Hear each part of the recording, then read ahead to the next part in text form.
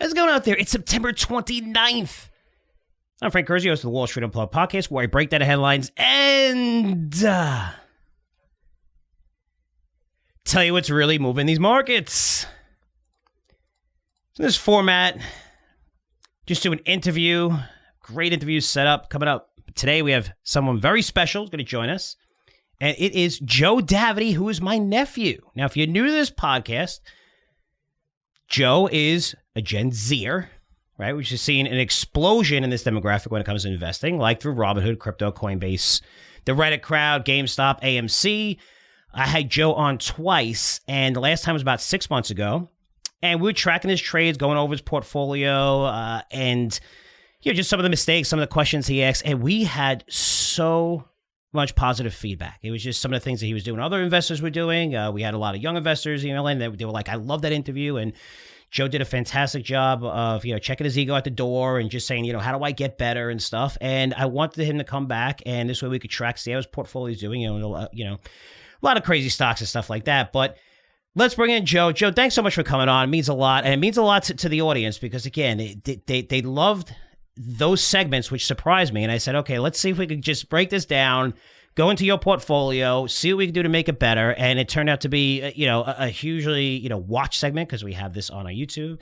And also, why I listen to episode. But hey, thanks for coming on, man. Yeah, it's great to be on. I love the feedback. I'm totally transparent. I'm good with whatever. Anything goes. We could say anything. I'm all good. If I have to take some hits for everyone to learn, let it be. I'm good. I could tell you that it's not just you taking hits. It's I take hits. Everybody takes hits. Everyone who's great at anything takes hits. I mean, it's how you bounce back, how you learn from them, and you're going to continue to make mistakes. I love investing because you can't be a master at it where you're absolutely perfect, right? So it's kind of like golf. I describe it as golf, where if you shoot a 61, you're like, shit, I missed that putt. I got to shoot a 60, right? You always want to get better. But you have to learn from your mistakes. You have to learn risk management. And before we do that, I have a little bit of a gripe to pick with you because you told me you were playing golf and you said you were shooting in the 80s. So yesterday, I had to drop my daughter off all the way in Georgia. There's a golf course there, so we played a few holes. And I was like, you're not shooting 80. You're like, yes, I am. And I think you're right. I think you shot 80, but I think it was on like the first 9. No, the best I've shot was an 87 once. Okay. The other times it's like probably... Was that 18 or 9 holes? 18. 18 holes was an 87. Other times average is probably like... That's the first time we played in a while, but it's probably upper 90s. Upper 90s? No way. Yes. No way. We'll go. It took us like 3 hours with no one on the course to play 9. I was like, Joe, what's going on? But everybody has their days or whatever. But yeah, so and it all finished. You just started playing golf. You just started playing, right? And I just started playing with friends beginning of the summer. And you already have a hole in one. Yes. Like on a real hole. Like a real hole, par 3, 155 yards out. Yeah. Pitching wedge, slammed it. It was a flat green, just rolled right in. And it was like the first one, like 7 years they said at the course or something? Yeah. It was the first one that had a while. He told me this before we played yesterday, so I'm like, maybe he is good. And then I was like, oh, shit. I upped my expectations a little too high. Welcome to the world of golf. That was cool. All right. So listen, last time I had you on was in April. Okay. And we broke down your portfolio. That was, it was about 6 months ago. Where are you now? Some of these stocks like Plug Power, I know the highs was 70, it's 23 right now. Palantir was 37, 25. It did fall at 20 in around May. ABML, about $4. It's $1.60 now. HITF, which is a marijuana play, was $11 to $6. UEC was another one. But where are you with these positions? How did you manage them? Did you sell out of some losers? Did you buy more stock? What are you doing now? Because I know you had about 10 positions in your portfolio. Those are the ones I remember. I'm curious to see over 6 months of what you're doing because I want to get a better understanding of Gen Z, how you got these picks, where you listen to, and let's start from there. Do you still own these? No, I got rid of everything. So everything with Plug Power, that was a huge position I had. I think if I recall when we discussed that in April, I think I had like $1,000 in there. I cut the losses, like a few weeks after we had that podcast. I was like, you know what? Let me get rid of some of these. I held on to UEC, which was great because at the time I was at like 130% gain when I sold, which plays into your monologue as in yesterday, how we took that question with Alex. I should have stayed in it. There's a whole underlying thesis. Hold it for next 10 years. I sold it on the pop. So you sold it. That was one of the ones that you made. Yeah, money I sold on the pop. I wish I stayed in. I was in at $1.74. Where'd you get that one from? You. I love it. I love it. Don't worry, I have plenty of losers, and people will remind me all the time about my losers. So when I have winners, I can mention them. I can talk about them because for this podcast, you guys, I like to talk more about my losers than my winners, which is hard to do, but that's how you learn, right? It's like, what did you get wrong? Because everything's set up perfectly. And you can see through my videos and my newsletters, which are 30, 40 minutes long, I really break down the reasons. There's always different reasons, but show you the sites that I'm using, what I like about this stuff. Whether, management, change of business model, insider buying, it's just being mispriced right now, and they have all these catalysts coming off that are not being priced in because it's been such a shitty company. Like people look at IBM and say, IBM, I hate IBM for 10 years. You have to look at it with fresh eyes. It's easy to do when you're not a shareholder, but few people know 50% of IBM sales or their earnings, 50% of their earnings are coming from cloud. Right. People don't know that right now, right? So that's interesting, and they look at IBM like this old shitty company and getting their ass kicked or the lunch eaten, if you want to be politically correct, but you know what I mean. So why did you sell it? You sold out of a lot of these stocks at losses, right? How much did you lose in your portfolio from that time? Where April, I know you bought some of these, and in February, the market really hit highs. It really took off in 2021. And so in April, I know you had a lot of these at higher prices, and now they're even lower today than where they are. I have a chart up. But, I mean, what was some of the losses, maybe percentage-wise, that you took on some of these? At the time, I guess, looking back, it was great that I sold because I probably would have been broke if I held on to these this entire time. I took significant losses. I probably lost a few grand, which was a tough pill to swallow, but you have to learn somehow, and I'm thankful that I did. It has to happen. Got to move forward. Why? Because when I talked to you, you said that you weren't going to sell these positions. You said, I'm holding them. I don't care. I'm holding them. But yet with UEC, you had 100% gains, and you sold that one. So you sold it, and which I think is one of the things I could tell you is one of the biggest mistakes. Don't sell. If you have a winner, don't sell the full position. You don't know. I mean, I've seen so many people say, I had Amazon at 60 and Netflix at 30 and I sold it. Sell, take your money off the table, because if a stock doubles, if it goes from 10 to 20, right? So you put 1,000 and now it's 2,000 and you take 1,000 out, that means your cost basis is zero without taxes, right? So if it goes to zero, you got the money, right? You got the money. So everything else is great, and you're not going to be watching the stock like a maniac every day, right? Which is cool, because you want to keep your head straight. It's the hardest thing because you want to take your emotions out. And we do that with a lot of stock. You'll see like fluctuations and stuff, but we already made our money on this stock. We did great, right? So let's see how far it can go if they continue to execute. Look how far Zoom went up. Yeah, you've seen it get hit a little bit now, but holy cow, look at some of these technology stocks, how high they could actually go is incredible.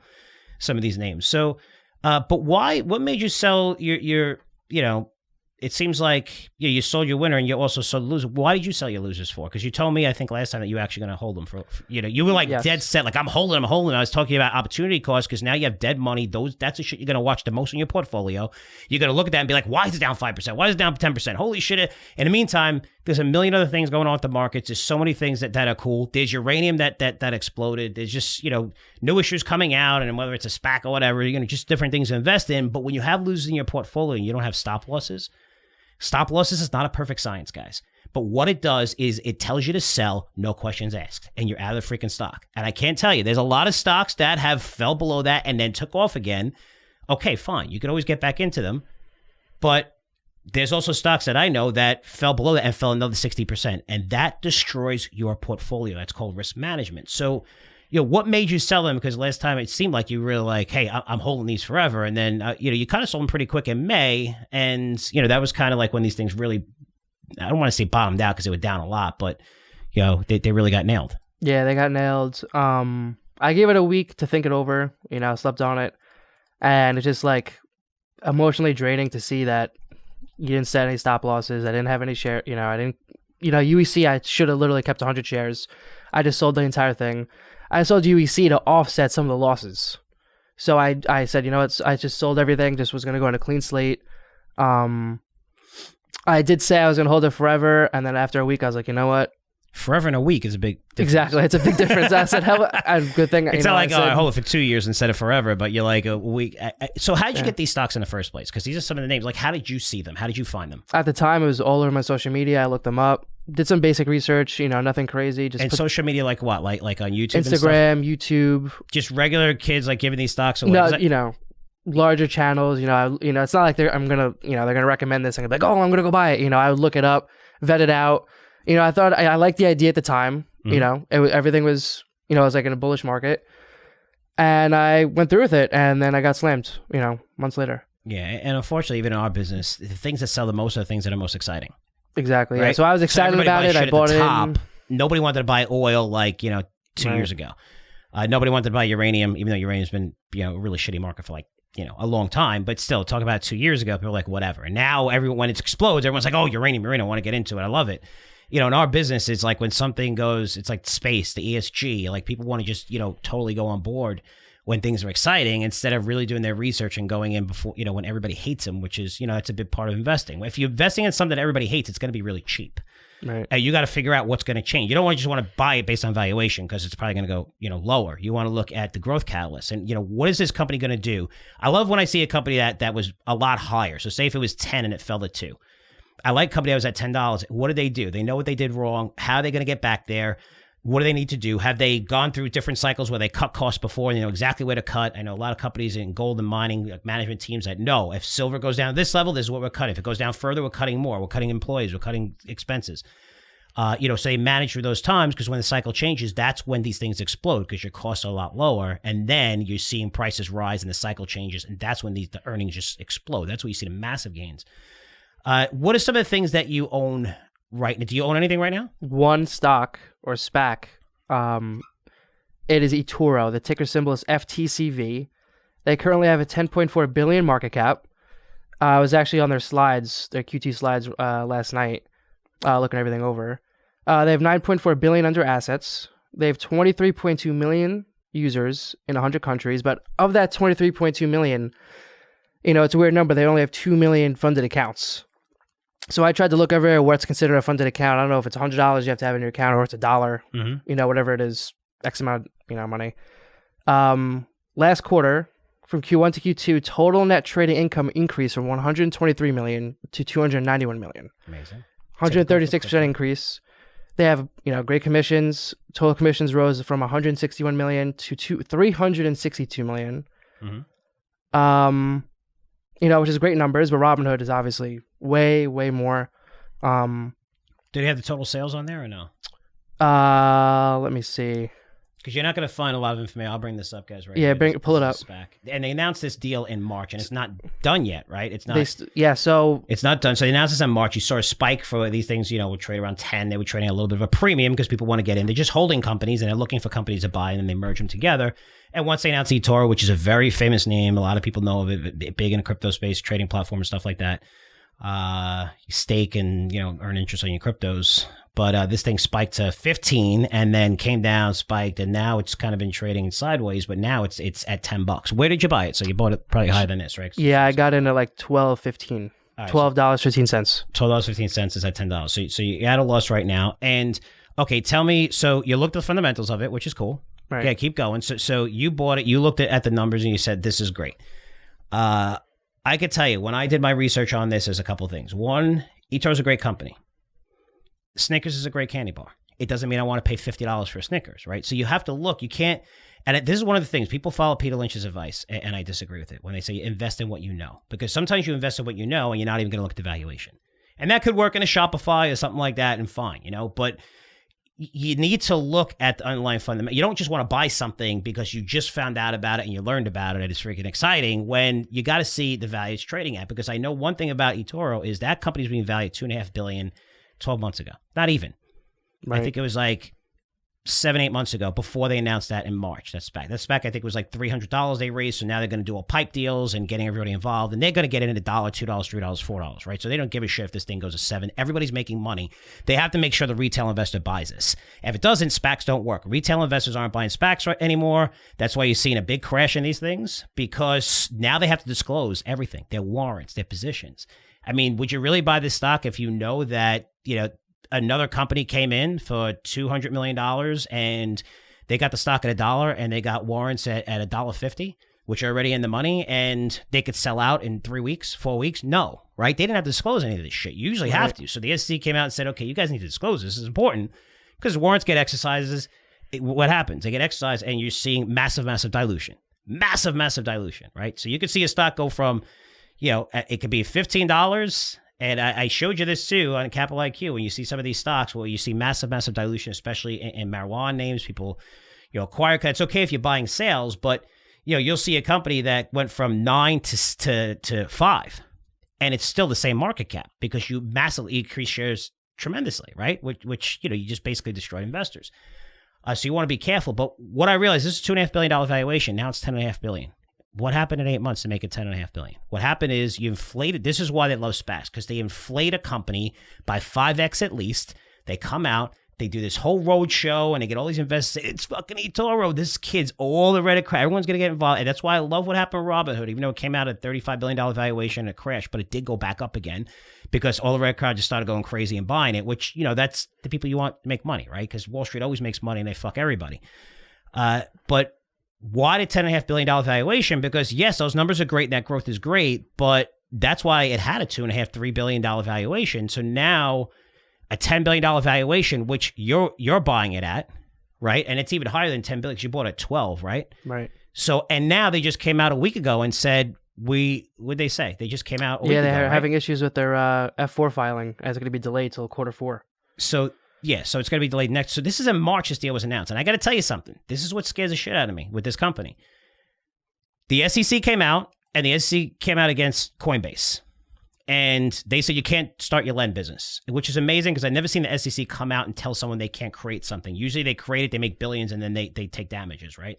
That's usually, the playbook. It's like with patents. If someone infringes your patents, don't say anything right away. Let them earn $20 billion and you get a huge percentage of it and you get a check and royalties forever. That's the way to play. That's the playbook.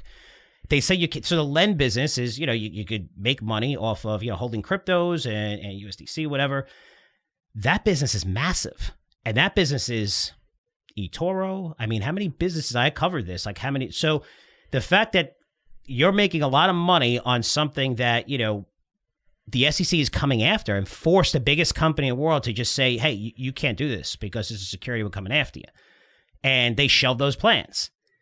Now what scares me is this company is supposed to merge. And now they're like, well, we're having regulatory concerns. Are those the regulatory concerns? Because now you go to the SEC and they're like, hey, you saw what we did with Len. So F you. Will this deal actually happen? I don't know. I mean, it's at 10 anyway. So, you find, I think you lost. It could go lower essentially, but maybe this deal doesn't happen, but now this money may be stuck. Now you're stuck in this in the fourth quarter. Why is it going to go to 11, 12, or 13? Especially when you're seeing crypto, kind of decline a little bit, right? It went from 47, 48 to 42.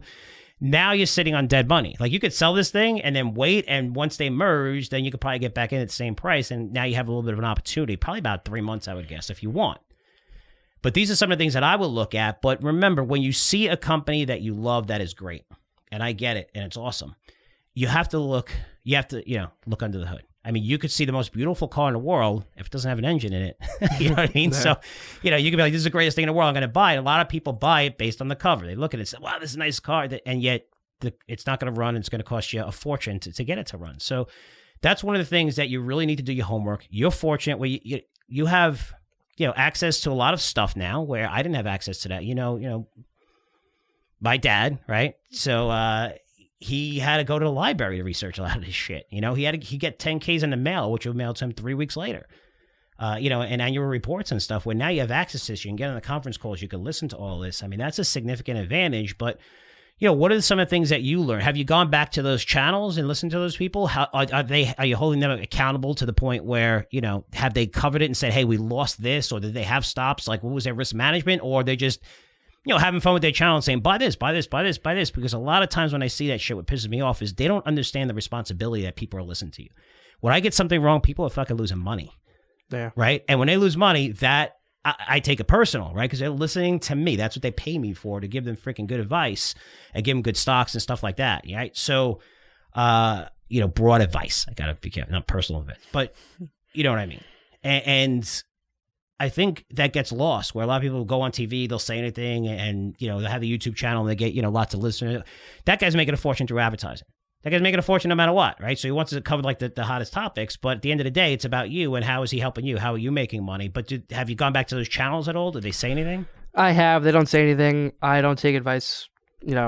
As a broader lesson, this is for me. Everyone has their outlets. Do your due diligence. Do your own research. Don't listen to really anyone, unless it's someone obviously you trust that you personally know.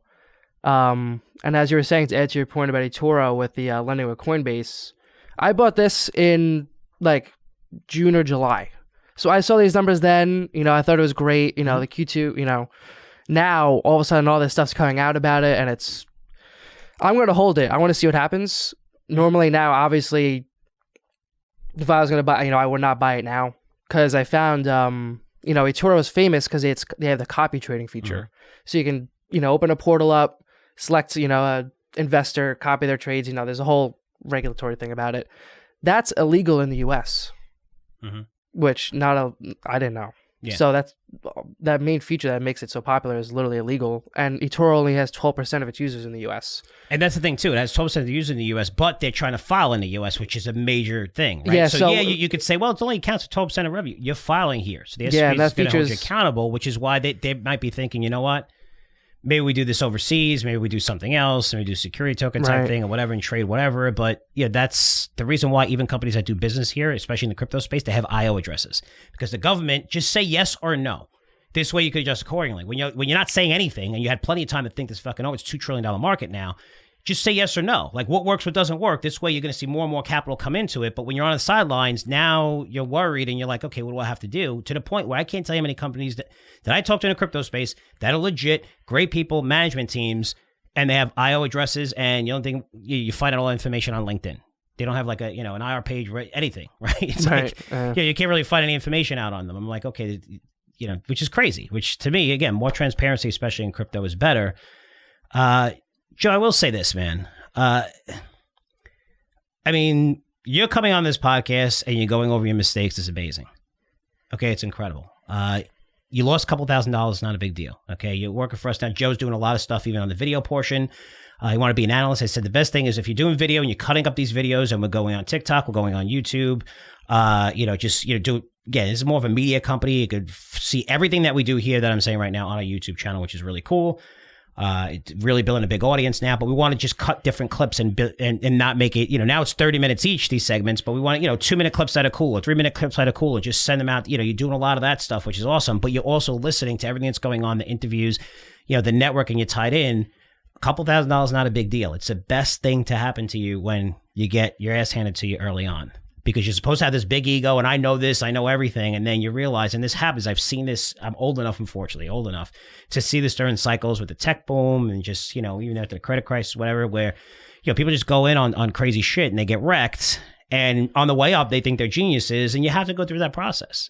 Being humble is a great thing, and then you start listening to the right people, and you understand, but you're not going to make those same mistakes again, and just to put in perspective, Joe, when you look at, look at Michael Jordan.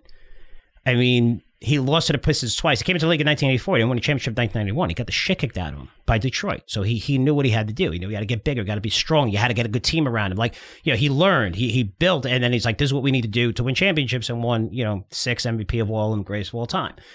So it never happens where someone's just great and they don't have setbacks, even in our business, where even I get it wrong sometimes. Everybody gets it wrong. Warren Buffett gets it wrong sometimes. A lot of people get it wrong in investments. The biggest thing and the biggest lesson is limiting your risks, because you can get a lot of stuff wrong. So if you have stop losses on all those positions, let's say 25% stop losses, say if you had 5 of them, boom, boom, boom, 25% losses on all those, right? So if you do the math, you could do the math, right? Say if you had 1,000, if you spread out evenly. Now you have UEC, if you held on to that one, it's up 220, 230%. Your portfolio is up because of one stock. That's why you want to limit your losses and let your winners ride. You don't want to, some people are greedy, and most billionaires have put all their eggs in one basket and became billionaires. So I'm not going to tell you not to do that. Of course, it says you shouldn't. But at this age, you can afford to be aggressive because you're working here. You're going to do well here. You're learning. You're going to make more money, but you're just going through that process. What I don't want you to do is give up, because a lot of people give up and then they stop blaming everybody else, Wall Street, when it's really your fault. You know what I mean? It is your fault. I'm never, ever giving up. When it comes to debt and student loan debt, everyone wants to blame everyone else. No one wants to touch the colleges, right? Because, they're all connected. It's not the college's fault that they're raising tuition by, 10 times inflation, even 3 times with inflation where it is now. No one wants to blame them. They want to blame everybody else, the creditors, whatever, but you have to take some responsibility as a student or as the parents of these students, and explaining to them that, hey, you know what? Maybe you shouldn't take out $100,000, $200,000 loan if you want to be a 6th grade school teacher. Probably not a fucking good idea or a smart decision, right? People don't want to talk about that, but that's the parents saying, hey, you should know that.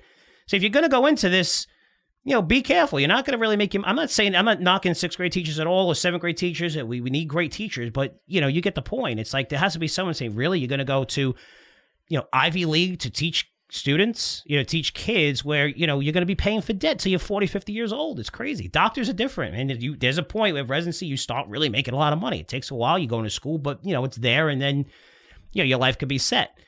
But making those mistakes and learning from them and being humble about it, that's the biggest thing. And also asking lots of questions. We're in a world where people hate asking questions now. Yeah. I mean, social media, everyone's like, me. My daughters, I even have trouble. She's going to school. It's great now. All the teachers email her and all the time, and they email us, and they're like, tell her, ask question. I tell her, and they feel embarrassed. And now the teacher's like, hey, just give me like a signal and I'll cover it, which is cool.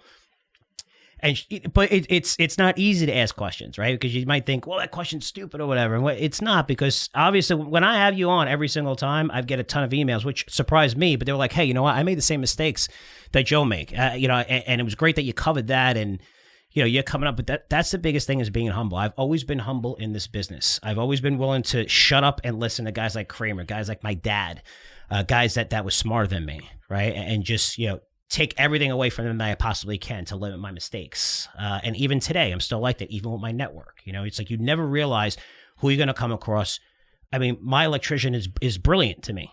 My plumber is brilliant to me. I can't do any of that shit. A mechanic is brilliant to me. Everyone's brilliant in certain areas that could probably help you out, that are going to see trends ahead of you. But, you have to check your ego at the door and just be like, okay, willing to learn. You're going to have winners, but that's the biggest lesson. Because you want to make the most money. If you have something that works, you want to really make the most profits possible, and you have to let your winners ride sometimes. Take some off the table, not a problem, especially up 100%, lower your risk. But if you're holding on to all those losers and taking 70-80% losses, it's never going to work out. You just have to realize when you're fucking wrong. And when you're wrong, it's okay, because you limit your losses and then you're letting your winners ride. And then once you stop out of those, now you have your cash. You lost a little bit of money, but now you're looking at fresh ideas, fresh eyes, and that's what's really cool. Now you get into more new shit. And it is always an ever-changing market where you can invest in technologies. I covered a bunch of trends, in metaverse, security tokens, what we're doing, climate change, all the money going into. Now, you can really, find some really good ideas in those sectors, if that makes sense. If that makes sense to you. I don't know if it does or not. Of course, yeah, definitely. But I hate when I see this, where I see, it says to young investors come into the market, which is a great thing, and then give up. And it's really Wall Street fucking you. You don't know it. You think you know more than Wall Street. That's why I kind of like the Reddit crowd. But still, Reddit crowd is being forced to how do you get back at Wall Street? Well, you got to buy stocks that are at 5,000 times earnings and keep buying and just squeeze the shit out of them, a short squeeze. But all this works at Wall Street if they get the retail investor to buy. That's why SPACs works. That's why all this shit works. That's why Chamath and you had Branson. Yeah, with Virgin Galactic come out. I mean, that guy flew to space for free, and not only did they fly free, they both made $150 million each because they sold this whole story. Everyone's going to space. They're probably not going to get another ship up. They might get 1 or 2 ships up there in the next 3 years. They're doing like $2 billion in sales, and it's what, billions dollar valuation, $7-8 billion last time I looked. Again, they made their money. They're cool. It's fine. They're like, holy shit, I can't believe that many people invested in this, and that's cool. But that all works because they sold it to the retail investor. And we'll see if he goes through on his plans. I can't see a lot of people going to space immediately. And what is it? You got to take up 6-8 people at a time? How many times you got? I don't even know. That's a lot. I don't even know the business model. I broke it down. I'm like, I still don't know how it works. I know how it works for Richard Branson to go to space, which is great for him. And Chamath's already out of that company, which he said it's the greatest thing ever. It's awesome. And thumbs up, Wall Street, exchanges, stuff like. He's already gone. He's out of the company, right? So that's what they do. But just be aware of that, and ask a lot of questions from me, if anybody else out there who's Gen Z, millennial investors, guys, FrankCurzioResearch.com. This is what our platform's for. That's why I started the company. I see the bullshit on Wall Street all the time. I want to change it, truly want to change it. We're doing a great job of that, and just, it's cool because that's my personality with New York. It's, I don't bullshit people, which is good and bad, Joe, right? You're from New York, but like people are like, oh, that's cool. It's cool until you really tell people how you feel, and they're like, oh, you're an asshole. But that's the way I am. And if something's bullshit, I'm going to call out. I don't care who it is, and that's why it's nice having your own platform with your name on the door, because you can be true and just say what you feel. And it's really cool. So, Joe, thanks so much for coming on. I really appreciate it. Guys, any questions, comments about that segment? Just feel free to email me at FrankCurzioResearch.com. Thank you so much for listening, and I'll see you guys in a few days. Take care.